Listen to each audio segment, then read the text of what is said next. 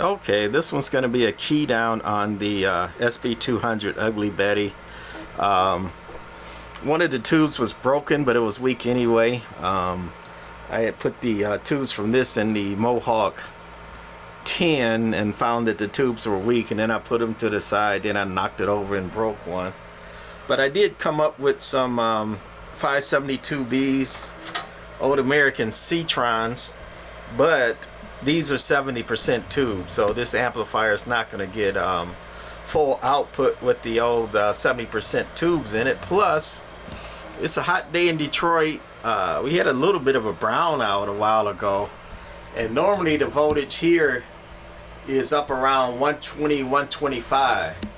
The line voltage. The top one is the direct line, 110 line I ran that I got it plugged into. The bottom one is the normal house line, and that usually hangs around 122, 125 the voltage here in Detroit. And as you can see, with the it's 90 degrees outside, everybody got their air on, so the voltage is low even on my direct line, and that's before I key it down and everything. So with that too, with my lower voltage, is not going to have full output, and with 70% tubes. However, you know, I got it going. I want to get it out the way and go to the next project. My Ugly Betty, I call it Heathkit SB-200. You know, we tried cleaning it up best we could. Some things we can't get out. That scratch on the scratches on the meter is deep, and I don't know if those are going to buff out or not. I doubt it because they're so deep. But anyway, reed capped. Bleeder resistors changed. It had a kludge of a bunch of resistors put in series. The person who did it didn't do a good job. That was a kludge. It was mono-banded. We just finished off the mono banding, and that's all you needed for 10 meters. And by the way, that is the original coil that it used for 10 meters. That there, original out of this amplifier. That's all you need for 10 meters only with this amplifier on monoband. The rest of the parts or coils and all that are for the other bands.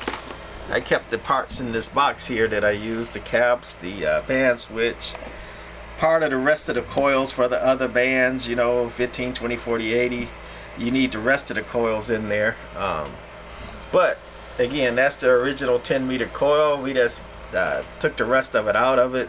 Band switch was bad anyway. They had mono banded it on the input side. In the back, somebody else did that, and they didn't do a good job of that, so we kind of moved it around and shortened it and neatened it a little bit. But since it was mono banded with those 15 through 80 meter input coils and caps and all that were missing, the band switch was bad, we went ahead and finished the mono band job on this. Cleaned some stuff up, recapped it, cleaned it up best I could, but still, you know, not bad back here. But this is my Ugly Betty. We're going to be careful because it's running right now. We got 2400 volts on the plate, and we might do a long talk through later, so let's just key it down and finish this video, right? Maco 75 going into it. So let's just do the Maco 75 without keying down. We're on the I think the Maco 75 is on this watt meter over here. On the left, that's the dry. Audio, audio, audio, audio, audio. That's on average. So about 5 watt dead key. Hello, hello, hello, hello. About 80 swing talking, and maybe 100 on a whistle or a shish is going into this amp. So we're not hitting it hard at all. And I think we're on peak, so we're gonna hit it on average. It's not gonna do a lot of average. Again, with the low line voltage and the 70% tubes. But here we go. Key in the amp, and now the drive audio. Audio. We're only talking around 250. Again, that's bird watts. And remember, 5 watts dead key is going into this thing. Shh. Shh. shishing at about 340. Shh. Audio. Shh. And that's on average. That's bird watts. Some people say you can't swing bird watts. Well, sure you can. You can swing anything. And then this is last on peak. Audio, audio, audio. Shh. Audio, audio. Talking and shishing to about a little over 400, maybe 425 peak watts. All we're getting out of it. That's the plate volts. That's with the amp unkeyed. And we're going to go over here to plate current. That's basically how many amps the amp is pulling. I'm keyed down and modulating. Audio, audio. Shh. Shh. So it's not pulling a whole lot of amps at all.